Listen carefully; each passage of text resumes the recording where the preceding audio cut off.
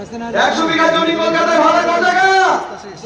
মাত্র 500 টাকা মোদিজি, 500 টাকায় যদি 100 বিঘা জমি পাওয়া যায়। I have come very poor family, গরিব জেলার লোক, গরিব পরিবারের। কলকাতা, গোটা কলকাতাটাকে আমরা মুর্শিদাবাদের লোক ভাড়া নিতে পারবো যদি 500 টাকা করে হয়। 33টা রেল স্টেশন বা রেল লাইন অকাপ জমির উপর দিয়ে চলে গেছে, ক্রীড়াঙ্গন অকাপ জমির উপর দিয়ে গেছে। পার্লামেন্ট করেছো, তাতেও কিন্তু অমিত শাহ বলেছে ইংরেজ পার্লামেন্ট করে গেছে, ওই আইন পরিবর্তন হবে না। ইংরেজ চলে গেলে ইংরেজের আইন কেন পরিবর্তন হবে না? ইংরেজে তোমরা ভাতিজা নাকি? ওই পুরাতন পার্লামেন্টটা আমাদের অকাপ জমিতে রয়েছে। কাজী মাথায় রাখবেন, বাড়ির কাজটাকেও বুঝুন। একজন এমপি ছিলেন, খোদা মানতেন না, আমাদের কবরস্থান বহরমপুরে কারবালা ময়দান ঘেরেছেন, 50 বিঘা জমি। আমরা কাগজ কলম খুঁজেছি, এটা 250 বিঘা জমি। এরা মামু ভাগ্নে ঠিক করলে এইভাবে জমি মুসলমান সব পেয়ে যাবে। মুসলমান শিক্ষিত, মুসলমান লয়ার, তার সঙ্গে কোটি কোটি ভারতের হিন্দু ভাইরা সাথ দিয়েছে। আমাদের আত্মীয় স্বজনের জমি থাকবে না। তার জন্য 2024 সালের 8ই আগস্ট পার্লামেন্টে মোদিজি ওয়াকফ সংশোধনী বিল নিয়ে আসলেন। যারা সেকুলার মাইন্ডেড দল, টিএমসি আমাদের পশ্চিমবঙ্গে, তারা সহ যারা রয়েছেন ভারতের, তারা সবাই মিলে প্রতিবাদ করলেন। বিল পাস করে আটকালেন। বিলটি জেপিসির হাতে দেওয়া হলো। জেপিসি বলল আমরা মুসলমান জনগণের কাছে একটা ওয়েবসাইট খুলে ইমেলের মাধ্যমে মতামত নিব। তারা 60 লক্ষর জন্য তারা খুললো যে 60 লক্ষ লোকের মতামত চাই। মুসলমান আমরা জমিয়তের লোকেরা ইয়াং ছেলেদেরকে কাজে লাগিয়েছি। ইমেলের সংখ্যা কত? 5,4.5 লক্ষ। ভারতের মাটিতে একটা হিন্দু ভাই কেউ মোদির কাছে দাবি করেনি যে ওয়াকফ আইন পরিবর্তন চাই। কোন হিন্দু মুসলমান বলেনি।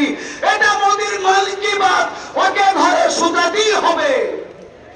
প্যারা হাজিরিন, 5 কোটির উপরে লোক লিখলেন ওয়াকফ সংশোধনী বিল মানছি না, মানবো না। তারপরও জেপিসি ঝগড়া টগড়া করে কল্যাণ বন্দ্যোপাধ্যায়ের হাতটা ফাটিয়ে স্পিকারের কাছে সঁপলেন। 2রা এবং 3রা এপ্রিল আইন পাশ হয়ে গেল উভয় পক্ষে। আমাদের রাষ্ট্রপতি মাননীয়া সিগনেচার করে দিয়েছেন। মায়ুস হবেন না, ঘাবড়াবেন না। সিগনেচার করলেও আইন পাল্টানো যায়। জনগণ শেষ কথা বলে, জনগণই শেষ কথা বলবে ইনশাআল্লাহ।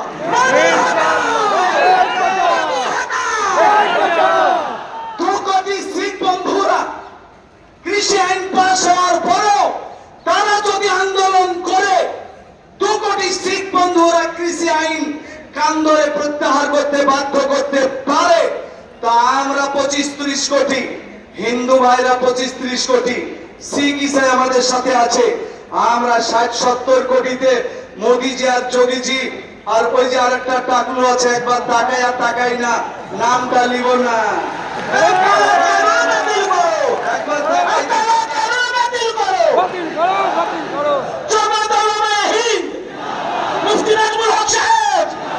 আমরা যেমন করি হোক, গণতান্ত্রিক পদ্ধতি এগোবো।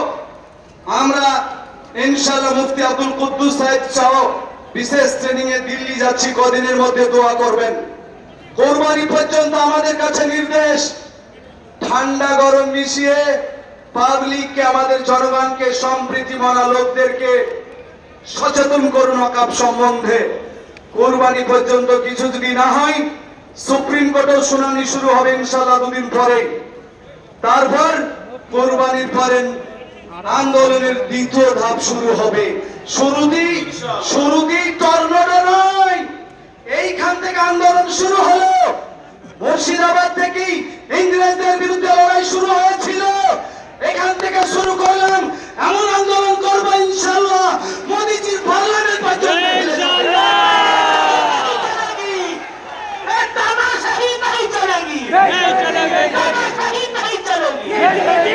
আইনে কি ছিল আর কি করছে?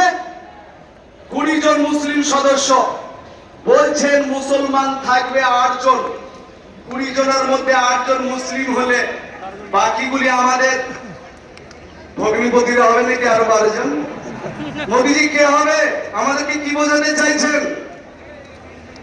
8 জন আমরা মুসলিম থাকবো আর 12 জন আপনারা। আমরা ভারতের মাটিতে কোনদিন দাবি করেছি যে মন্দিরের মেম্বার আমাদের করে দাও?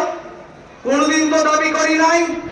তোমাদের এমন কি শখ লাগলো যে আমাদের মসজিদ, আমাদের খানকা, আমাদের কবরস্থান, আমাদের বীরত্ব সম্পত্তির মেম্বারশিপ তোমাদেরকে করতে কেন হবে? তার জবাব চাই, বলুন জবাব চাই। আমাদের ওয়াকফ বোর্ডে 11 জন সদস্য থাকবে। ভাষাটা বুঝুন কেমন করেছে। ভাষায় বলছে মিনিমাম মুসলমান 3 জন থাকবে। কজন? 11 জনের মধ্যে মুসলিম মিনিমাম 3 জন। ওরাই তো ঠিক করবে। শুনে মনে হচ্ছে তাহলে ম্যাক্সিমাম 11 জনই হবে। ওই 3 জন থেকে আর 4 জন করবে না। কারণ যে লোকটার 500, যে লোকটা এতগুলি এমপি সিট পাওয়ার পরও পার্লামেন্টে একটা মুসলমান এমপি দেয়নি, সেই লোকটা আমাদের কলকাতার ওয়াকফ বোর্ডে মুসলমান সদস্য একটা বাড়াবে বলে আপনাদের বিশ্বাস হয়? যে লোকের চেলাগুলি একটা হিজড়া আছে, একটা খালি দুধ খেয়ে পড়ে থাকে আর একটা নাটক করে। একদিন ঘোষণা দিল পশ্চিমবঙ্গের বাড়িতে 50 লক্ষ মুসলমান বাংলাদেশের আছে, এদেরকে আমরা ক্ষমতায় আসলে তাড়িয়ে বের করে দিব। আমরা একাই হারাইনি, আমাদের হিন্দু ভাইরা ওদেরকে আতুর ঘরে ঢুকিয়ে দিয়েছে। কিন্তু বহরমপুরের বাড়িতে আমাদের বলার আছে, আপনারা খারাপ নেবেন না, মন দিয়ে এই কথাটা শুনবেন।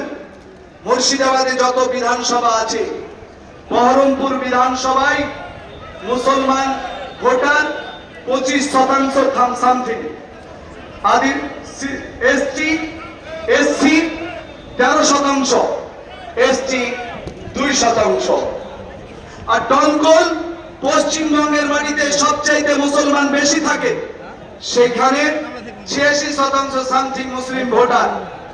আমরা বহরমপুরে ঈদের বাজার করতে আসলে শনিদা, মোহন মল আর অন্যান্য মলগুলি, স্যার আসুন, দাদা আসুন, ইফতার করুন, এদের নামাজ পড়ার ব্যবস্থা রয়েছে, করে না? করে না?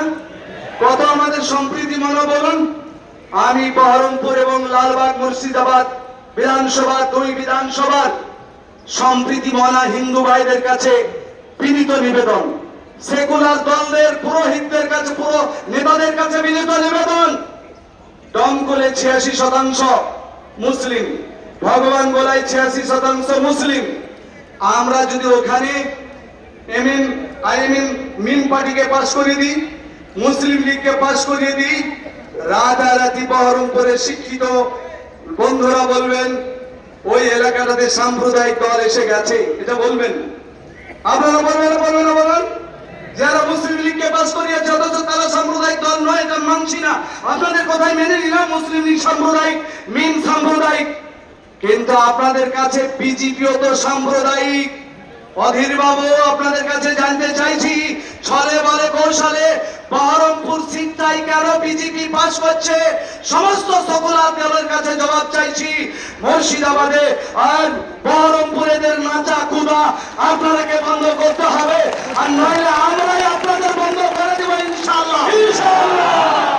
সেকুলারে বিশ্বাস রাখুন। Liberty of thought, express and believe, faith, worship সংবিধানের সুযোগ দিয়েছে। Subject to public order, morality and health, and to the other provision of this part, all persons are equal entitled to freedom of conscience, shall have the right to profess, practice and propagate religion. Article 25, Article 26 এ বলা হয়েছে ধর্মীয় সংস্থাগুলির equality চাই, অর্থাৎ ধর্মীয় লোকগুলি কেউ রাস্তায় পুজো করবে, মুসলমানেরাও আল্লাহু আকবার বলে নামাজ পড়বে, কেউ কারো বাধা দিতে পারবে না। বলুন আলহামদুলিল্লাহ। অনার ফাঁকিতে বলা হয়েছে all minorities whether based on religion or language shall have the right to establish their educational center of their choice. মোদিজি, আপনি আইনে আমাদের হাতে এই অনার 30 সংবিধানকে ক্যান্সেল করেছেন, লঙ্ঘন করেছেন। এরই বদৌলতে ইনশাআল্লাহ আমরা সুপ্রিম কোর্টে মাওলানা আরশাদ মাদানী গেছেন, অন্যান্য সংগঠন গেছেন, তাদের সকলকে ধন্যবাদ জানিয়ে বলছি আমরা ইনশাআল্লাহ